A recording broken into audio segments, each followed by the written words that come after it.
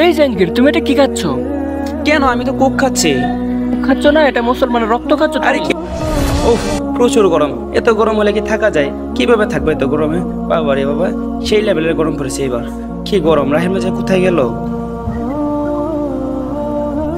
ওই রাহিম, কই রে তুই? একটু এদিকে আস তো। আরে বাবা রে বাবা, তাড়াতাড়ি আয়। ইস, কি গরম পড়ছে এবার, খুব গরম, সেই লেভেলের গরম। এত গরম হলে কি থাকা যায়?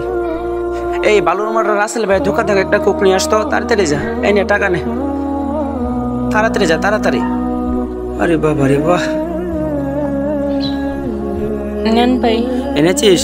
দে তাড়াতাড়ি দে, গায়ে ঠান্ডা হয়। আরে বাবা রে বাবা, এত গরম, গরমে দিলে জান বাঁচতেছে না। এই জাহাঙ্গীর, তুমি এটা কি খাচ্ছ? কেন? আমি তো কোক খাচ্ছি।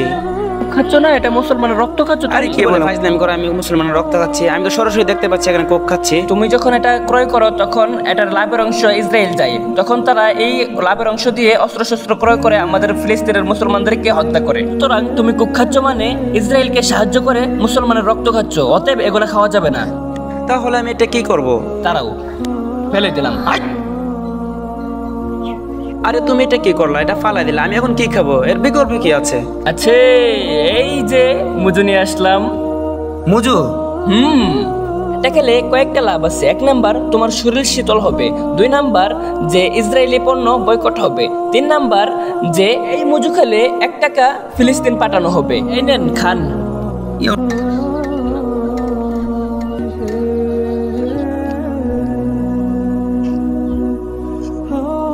হ্যাঁ সত্যি তো, এটা অনেক টেস্ট, অনেক স্বাদ। হ্যাঁ।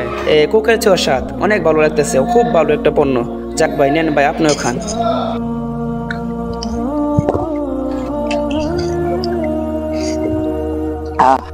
যাক, আলহামদুলিল্লাহ, ফিলিস্তিন তাহলে 1 টাকা পাঠাই দিলাম, তাই না? এখনো পাঠানো হয়নি। দেখো, তোমার মতো এই ভুলটা অনেকেই করে। অনেকে মনে করে যে আমি মুজো খাইলাম, ফিলিস্তিনে 1 টাকা পাঠিয়ে দিলাম। না, এটা তাদের ভুল। কারণ তুমি যখন টাকা পাঠাইতে চাইবা, তখন এই যে স্ক্রিনটা, গুগলে গিয়া এখানে একটা স্ক্রিন দিতে হইব, তাইলে ফিলিস্তিনে 1 টাকা পাঠানো হবে। স্ক্রিন না দিয়া যদি আমরা এভাবেই যে খেয়ে বোতলটা ফেলে দেই, তাহলে ফিলিস্তিন টাকা পাবে না। আসলে আমরা হচ্ছে হুজুগে বাঙালি। যখন যে বিষয়টা ভাইরাল হয় সেই শুনিয়ে আমরা ব্যস্ত থেকেই মগ্ন থাকি, পরবর্তীতে সেটা ভুলে যাই। অর্থাৎ আমরা যদিও কয়েকদিন ফিলিস্তিন ভাইদেরকে ভালোবেসে ইসরায়েলি পণ্য বয়কট রেখেছি, সেটা ঠিকই এখন আমরা ইউজ করতেছি। সুতরাং আপনাদের সতর্কতার জন্য আজকের এই ভিডিওটি।